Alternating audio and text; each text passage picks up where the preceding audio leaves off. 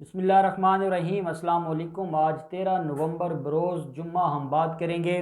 अयाज सादिक के हवाले से। बड़ी अहम डेवलपमेंट हुई है और स्पीकर कौमी असम्बली ने बड़ी अहम कार्रवाई शुरू की है, वो मैं आपके साथ शेयर करूँगा। साथ हम बात करेंगे नवाज शरीफ का आज का सवात में खिताब और एक नया हमला फ़ौज पर, और मौलाना फजल रहमान भी मरीम के बयानिए पर आ गए हैं और वो भी मिन्नत अल्लाह करने पर आ गए हैं। दूसरी तरफ मोदी का आज़ाद कश्मीर में जो नीलम वैली है वहाँ पर जो हमला किया गया है और जो लाइन ऑफ कंट्रोल की खिलाफ वर्जियाँ हो रही हैं और जो मासूम कश्मीरियों के साथ ज़्यादती की जा रही है, जो जुल्म किया जा रहा है, उसका मुंह तोड़ जवाब दिया है हमारे इदारों ने, हमारी फ़ौज ने। लेकिन मोदी ये सब कुछ क्यों कर रहा है और ऐसे वक्त में कर रहा है जब नवाज शरीफ और मरीम को और मौलाना को ज़रूरत है मोदी की? पीछे एजेंडा क्या है वो भी मैं आपके साथ शेयर करूंगा। पहले हम बात कर लेते हैं अयाज सादिक के हवाले से। अयाज सादिक ने टांगें कांपने का जिक्र किया था और अब टांगें उनकी अपनी कांप रही हैं। उसकी वजह यह है कि अयाज सादिक को ये नहीं मालूम था कि मामला इतना ख़राब हो जाएगा। नवाज शरीफ और मरीम नवाज के बयानिए को प्रमोट करने के लिए और उसको कौमी असम्बली में रिप्रेजेंट करते हुए नवाज शरीफ को उन्होंने जो कुछ कहा था, पूरी कौम उसके ऊपर बहुत ज़्यादा दुखी थी। इदारों ने उसके ऊपर अपना रिएक्शन दिया था, हुकूमत ने अपना रिएक्शन दिया था और हम ये उम्मीद कर रहे थे कि गद्दारी का मुकदमा दर्ज होगा, बगावत का मुकदमा दर्ज होगा और स्पीकर कौमी असम्बली से भी ये पूछा जाता रहा। लेकिन आज कौम को ये खुशखबरी मिली है। ARY न्यूज़ के जो ज़राए हैं वो ये बता रहे हैं कि जो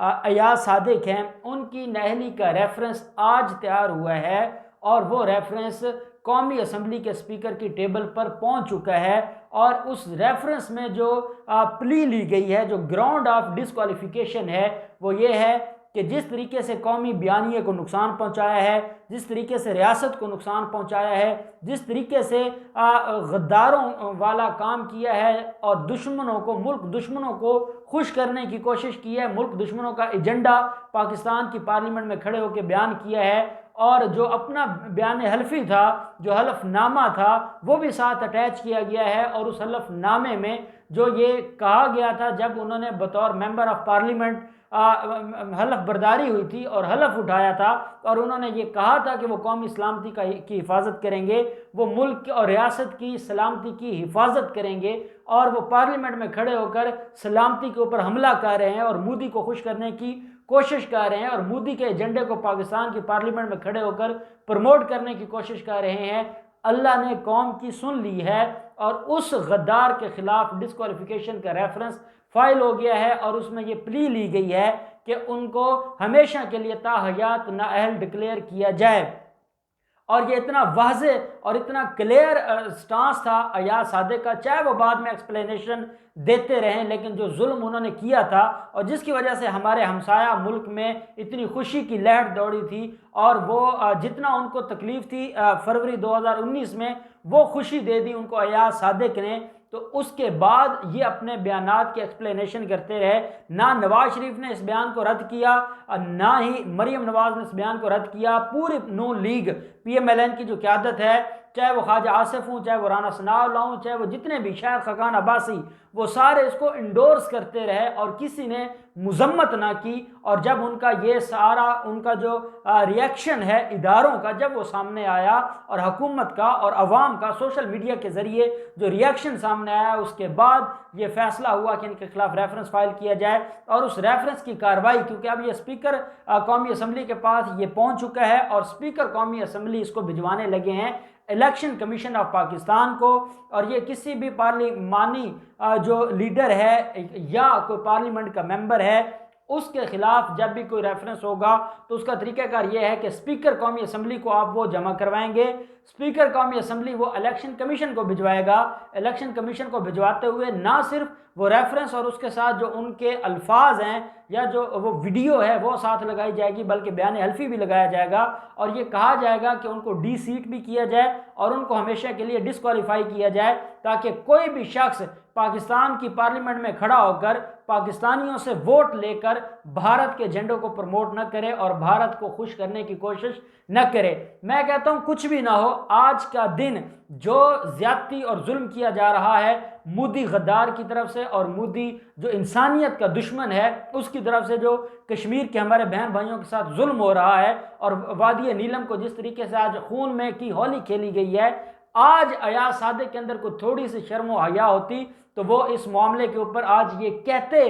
कि मैंने गलत किया था। मरियम नवाज इसलिए बयान दे रही हैं कश्मीरियों के हक में, गिलगित बल्तिस्तान का इलेक्शन आ गया है, आज तक मरियम नवाज ने कभी किसी जलसे में ये बात की है कि जो कुछ वहाँ पर लाइन ऑफ कंट्रोल की खिलाफ वर्जी हो रही है, या मरियम नवाज ने जितने जलसे किए हैं गिलगित बल्तिस्तान में, एक दिन भी मोदी को नहीं ललकारा, एक दिन भी ये नहीं कहा कि मोदी ये गलत कर रहा है, मोदी इंसानियत का दुश्मन है, एक बार भी नहीं कहा। और आज उनको सिर्फ इलेक्शन के लिए वो ये सारी बातें कह रहे हैं। और सवात में आज ये वो सवात है जहाँ पर ज़रब अज़ब हुआ था, और जहाँ पे जितनी इतनी बड़ी दहशतगर्दी थी जो नवाज शरीफ और इनके जो साथी हैं उनके दौर में वहाँ पर दहशतगर्दी का अरूज था, आज वहाँ पर मरियम नवाज खड़ी होकर जिस दहशतगर्दी के खात्मे का एडवांटेज ले रही थी वो दहशतगर्दी उन्होंने ख़त्म की थी। जिनको ये गालियाँ दे रहे हैं, जिनके ऊपर ये इल्ज़ामात लगा रहे हैं, जिनके बारे में ये कह रहे हैं कि उन्होंने मुल्क को बर्बाद किया है, मुल्क को बर्बाद करने वाले यही लोग हैं जो आज दहशतगर्दी के खात्मे का एडवांटेज लेते हुए तकरीर करते हैं, और उसी सवात में खड़े हैं जहां आम आदमी का जाना मुश्किल था, और वो सवात आज जन्नत बन चुकी है। उसके पीछे भी इन वर्जी वालों की कुर्बानियां हैं, जिन वर्जी वालों को नवाज शरीफ गालियां देता है। और नवाज शरीफ ने आज, मरियम नवाज ने तो जो तकरीर की,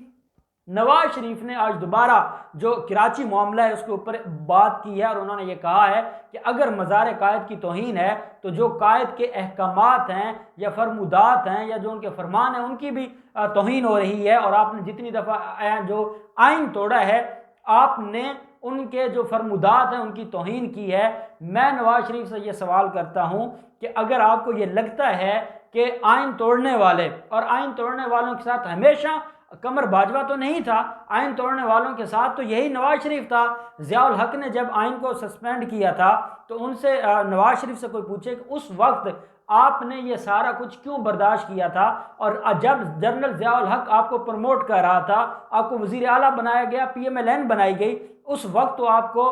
कायद आज़म के फरमुदात नज़र नहीं है। जब आप जमहूरी इत्तेहाद बना रहे थे तब तो आपको कायद आज़म के फरमुदात नज़र नहीं है। जब आप मुशर्रफ से NRO ले रहे थे, जिस मुशर्रफ ने आइन तोड़ा था, तब तो आपको ख्याल नहीं आया था और ना आपको कायद आज़म के फरमुदात नज़र आए थे। आज जब आपको NRO नहीं मिल रहा और आपकी बेटी भीख मांग रही है, और उसने खुलेआम ये कह दिया है, इंटरनेशनल मीडिया के सामने ये कह दिया है कि वो फ़ौज से भीख मांगने को तैयार हैं, तो आज आपको ख्याल आ गया है और आप कहते हैं कि बड़ी ज़्यादती हो गई है और कायद आज़म के फरमुदात की तौहीन हुई है। अगर आपको कायद आज़म से इतनी ही मोहब्बत थी तो आप एक दफ़ा, चाहे वो आपका दमाद है, सो कॉल्ड दमाद, लेकिन आपको एक दफ़ा उसकी भी वहाँ पर मजम्मत करनी चाहिए थी कि जो मेरी बेटी और मेरे दमाद ने वहाँ पर तमाशा किया है, कायद आज़म से मोहब्बत का ये सबब होना चाहिए, या कायद आज़म से मोहब्बत का ये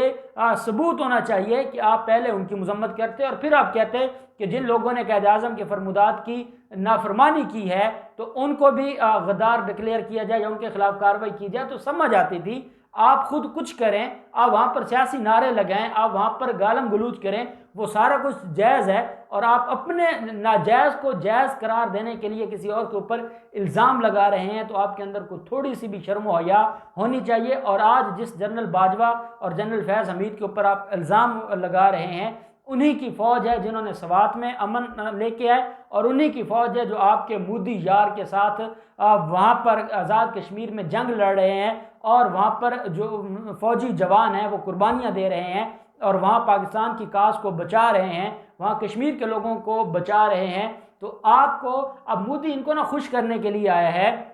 उसकी वजह यह है कि मरियम नवाज फ़ौज के ऊपर इन्होंने पहले प्रेशर डेवलप किया, ये NRO चाहते हैं, ये इमरान खान को घर भेजना चाहते हैं। इमरान खान से सबसे ज़्यादा तकलीफ ही मोदी को है, और ये मोदी के एजेंडे को प्रमोट करते हुए इमरान खान को घर भेजना चाहते हैं, और फिर ये चाहते हैं कि हमें लाया जाए। इधर से ये पहले इमरान खान को प्रेशराइज करते रहे, अब ये फ़ौज को प्रेशराइज करते करते करते अब अगला इन्होंने पत्ता ये खेला कि फ़ौज को इन्होंने अपनी इंटेंशन बता दी, इन्होंने अपनी जो असल इनकी जो मतमा नज़र था वो बता दिया कि हम भीख मांग रहे हैं, हमें भीख दे दें, लेकिन इमरान खान को पहले घर भेज दें, उसके बाद हम अच्छे भिखारी बनकर आपके कदमों में आएंगे और हमें रिलीफ दिया जाए। और इधर से ये भीख मांगना और एनआरओ मांगना इन्होंने शुरू किया है, और उधर से मोदी के ज़रिए ये लाइन ऑफ कंट्रोल पे खिलाफ वर्जियाँ करवा रहे हैं। और जब पाकिस्तान में नवाज शरीफ के ऊपर बुरा वक्त आता है, जब नवाज शरीफ के ऊपर टफ टाइम आता है, तब नवाज शरीफ के हक में और मोदी की जो गोलाबारी है लाइन ऑफ कंट्रोल पे वो बढ़ जाती है। हमेशा जब नवाज शरीफ पाकिस्तान में मुश्किल में होता है, मोदी उसकी यारी का और उसकी वफादारी का हक अदा करते हुए अपने यार को बचाने की कोशिश करते हैं, लेकिन वो हमेशा नाकाम होते हैं और फौज की तरफ से ऐसा मुंह तोड़ जवाब आता है कि उनको अपनी तोपों का रुख बदलना पड़ता है, उनको अपनी तोपें खामोश करवाना पड़ती हैं। उसकी वजह यह है कि जब उनके मुंह पर पड़ती हैं तो उनके पास कोई और ऑप्शन नहीं होती। तो मैं ये समझता हूँ कि अयाज सादिक की नहली का जो फ़ैसला है, उनको नहल किए जाने का जो फ़ैसला है वो खुश आइंद है, और ये जल्द अज जल्द कार्रवाई होनी चाहिए और इसके ऊपर अमल दरामद होना चाहिए, ताकि कल कोई भी पाकिस्तान की मुखालफत न करे, रियासत पाकिस्तान के एजेंडे को नुकसान न पहुँचाए और मोदी के एजेंडे को पाकिस्तान में प्रमोट ना करे। अल्लाह पाक पाकिस्तान का हामी नासिर हो। बहुत शुक्रिया। अल्लाह हाफिज़। पाकिस्तान जिंदाबाद।